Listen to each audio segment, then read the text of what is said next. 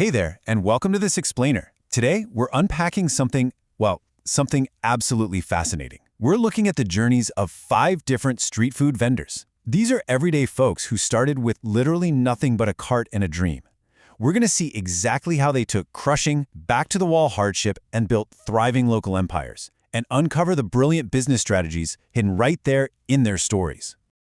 Okay, let's dive into this. We're breaking this down into 6 quick phases. We'll start with the struggle for survival, look at the spark of innovation, dig into the price of success and the inevitable sabotage, and then wrap it all up with justice and expansion to find those ultimate business lessons. But before we get into the stories themselves, I want you to really think about this.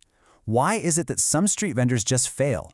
They stay stuck in that cycle of poverty, while another vendor, literally right across the street, builds this massive loyal following. What's the secret sauce? Well, to figure that out, we have to go back to where every great story starts: rock bottom. So phase 1, the struggle for survival. This is when the ovens go cold. 50 rupees. That's it. That is the meager, honestly heartbreaking amount that one of our guys, Rakesh, earned in an entire day sitting at his empty shop. He had to just sit there and watch his rival across the street handle huge lines of customers. Rakesh was a hardworking, honest guy, but his traditional business was dying. He had absolutely no way to feed his family. And he definitely wasn't the only one in this boat. Look at Ramdani, a really proud, aging dhaba owner, just staring at dust-covered benches because highway traffic doesn't stop for plain dal anymore. Or Madhav, a humble pav bhaji seller, watching a massive thunderstorm leak right through his roof, terrified his food is going to spoil. And Sukram? This one is crazy. He was so crushed by debt and the intense summer heat that he literally hid inside a broken, unplugged fridge just to find a tiny bit of cool relief. They were all backed into a corner. It was adapt or perish. But there's a beautiful thing about being pushed into a corner. Desperation, it's kind of the ultimate catalyst for a creative breakthrough, which brings us to phase 2, this spark of innovation. Remember Sukram hiding in that broken fridge? Well, he actually took that feeling of relief and scaled it up. He created the fridge dhaba. He built these thick mud and straw walls around his eatery and kept them completely soaked with water. It acted as a natural cooling system that actually dropped the internal temperature by 12 to 15 degrees. No money for AC? No problem. He innovated with literal mud and straw, and people just flocked to him from the boiling highway. An innovation isn't always a physical invention, right? Sometimes it's just a mindset shift. Ramdani was super stubborn. He thought his traditional plain dal was enough, even as customers drove right on by. But his son, Mohan, came back from the city with a completely new vision. He realized that to save the family business, they had to change it. So he upgraded the cleanliness, tweaked the menu, and beautifully blended the soul of that old-school dhaba with what modern customers actually wanted. Then there's Rakesh, the 50 rupees a day guy. When a massive storm hit, instead of packing up and going home, he embraced it. He realized, hey, when it's raining, people crave something hot and spicy. So he took his unsold noodles, mixed them with his wife Sudha's secret hand-ground spices, and set up a stove right there on the street. He turned a miserable, stormy day into a massive profit, completely outsmarting his rival in the process. But here's the harsh reality of business. The second you find a winning formula, the knives come out. Let's look at phases 3 and 4, the price of success and the inevitable sabotage. Because success absolutely attracts sabotage, and the tactics used against these guys were just treacherous. For Madhav, his pav bhaji got so popular that a jealous rival actually hired thugs to plant fake stones in his food to ruin his reputation.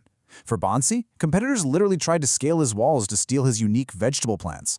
And the most heartbreaking one, Sugram, the fridge dhaba guy, his saboteurs were his own wife and his best friend. They secretly dumped salt into his sweet jalebis and destroyed his cooling walls, all to steal his business. But here's the thing. Why do these saboteurs always fail? It really boils down to honest quality versus greedy shortcuts. Our heroes, like Madhav, never compromised. Even when he was dirt poor, he used fresh veggies and real butter.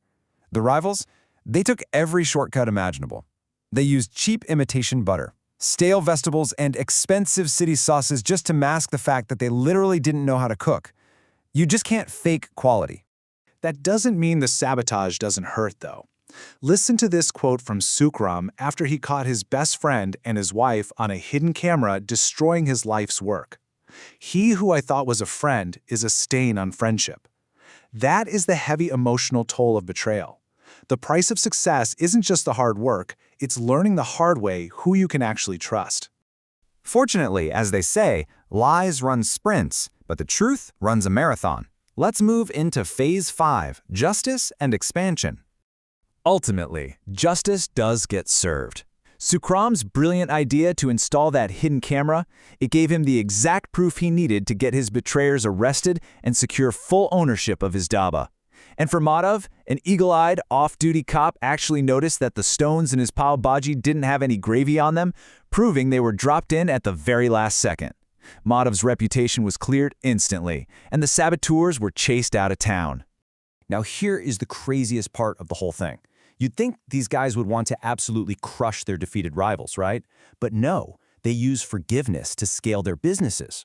When Rakesh's rival went bankrupt trying to copy him, Rakesh didn't gloat. He saw the guy was actually a great logistics manager, so they partnered up and opened a massive stall together. Madhav did the exact same thing. When he opened his huge highway restaurant, he hired his former, now humbled rival to manage it. They use collaboration to defeat competition. And we see this amazing resolution in the families too. Ramdani pretended to sell his dhaba to a total stranger, only to reveal he'd actually legally transferred it to his son, Mohan. It's like the quote says, "Some fathers don't leave an inheritance. They stop their dreams so their children's can begin." He realized that winning in a family business means stepping aside so your kids can build their dreams on the foundation you laid. So what does all of this mean for us? Let's hit Phase 6 and summarize the ultimate business lessons. Let's rapid fire through these. First, innovation beats stubborn tradition every time. Whether it's mud walls or a menu upgrade, adapt to the customer. Second, quality ingredients always win over cheap tricks. Faking it will catch up to you. Third, jealousy destroys the jealous, not the hard-working. The saboteurs wasted their energy and ended up bankrupt or in jail.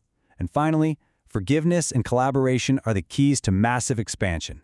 Teaming up lets you scale way beyond what you could do solo. I'll leave you with this one final thought.